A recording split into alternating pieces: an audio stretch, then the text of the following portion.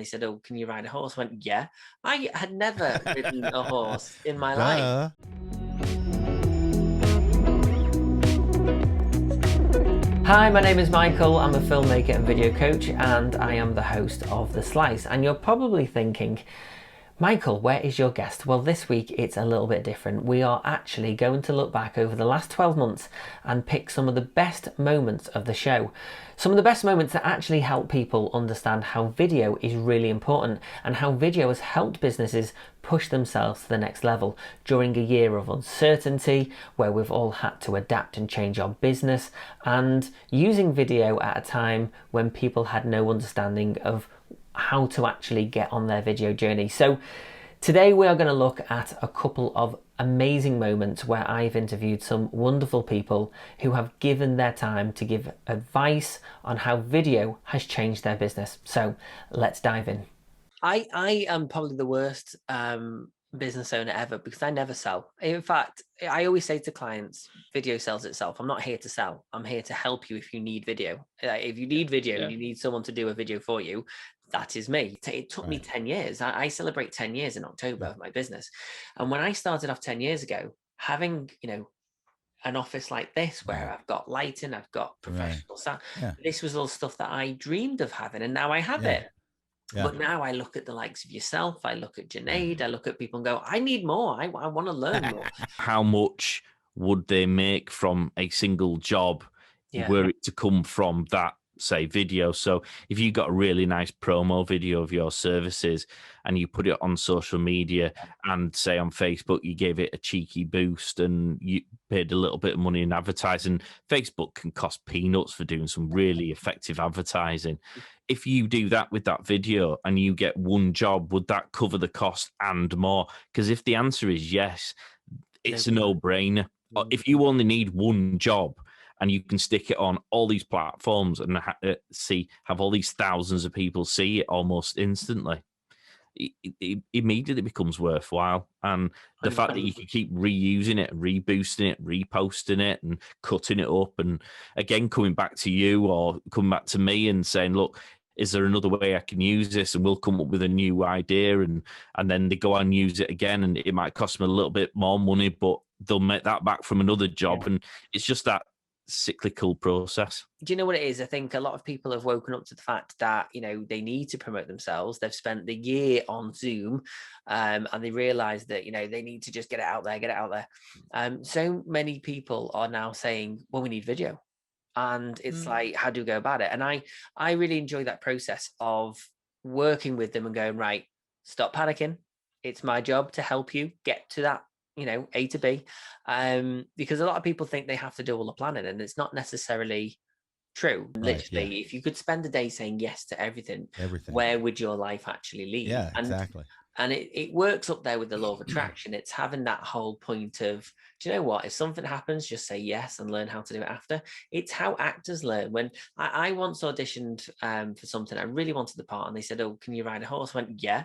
I had never ridden a horse in my life, but I knew how to by the time I had the audition to be able to do it. But you're right. It's having that faith within yourself to go, right, I'm in a situation that this sounds really cool. I'm going to go with this and just go, yeah, let's do this. How have you found embracing video has changed the way you actually do business?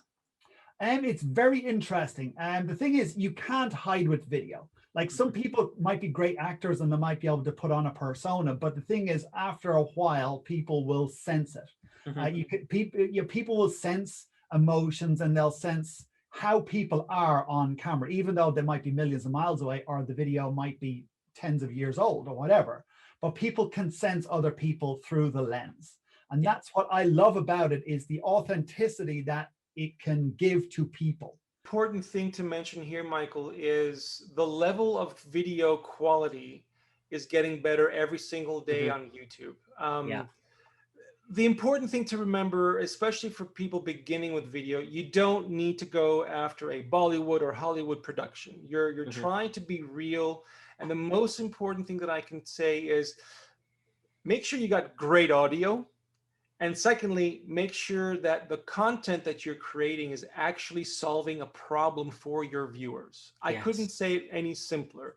I always find that more people have a better video when they have kind of spoken from the heart, when they've just been prompted a few times to say, you know, hi, my name is, and this is what I do. And then they go, I started doing this when I was 19 and it's grown from, you know, so you start to get that story. And then when they are actually telling a story that they've probably told 20 times previously in that week to other people, you realize that they know that script. They've got that script because they say it week in, week out. It's just getting to that point of, well, who are you? What do you do? And, you know, 9 times out of 10, we all network, we all build relationships with people, and we're all, you know, telling people what we do. And we have a somewhat script that we kind of keep to. So it's about getting that out. But what I've found is people who have teleprompters or auto cues, they're really for people who are either got an online course and they are doing a funnel video or some kind of video that is quite structured where they need to cover certain bits. It works for people who have had experience in that. It shows that video is a massive benefit to getting engagement, attracting people's attention, and exhibiting your business in a really stylish way.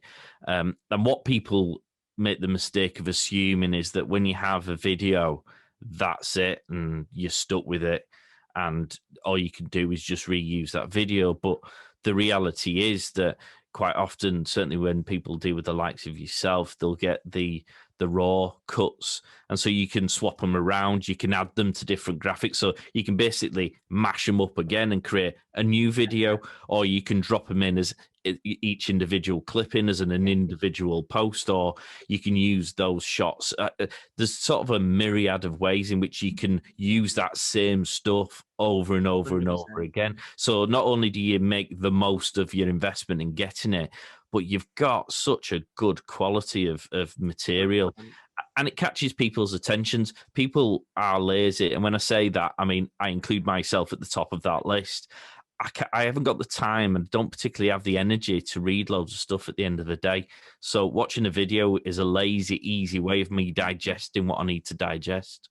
And time again, you'll hear people who have like put videos out there in the business setting, and customers, or people they've never met before, will go into their business and say, I feel like I know you. I've watched your videos. I feel I know you, what you sell. I'm coming, I want to buy this. You've talked about it on such and such a video. I want to buy that. Here's my money. Yeah. So you can bypass the whole sales process with video, which is phenomenal. So there you go. I hope that you have enjoyed this special episode of The Slice. I will be back next week with another episode of The Slice. In the meantime, if you haven't subscribed, then don't forget to click the button. If you would like to know when I post all my latest videos, then don't forget to click the bell. Thank you so much for watching, and I'll see you all next week.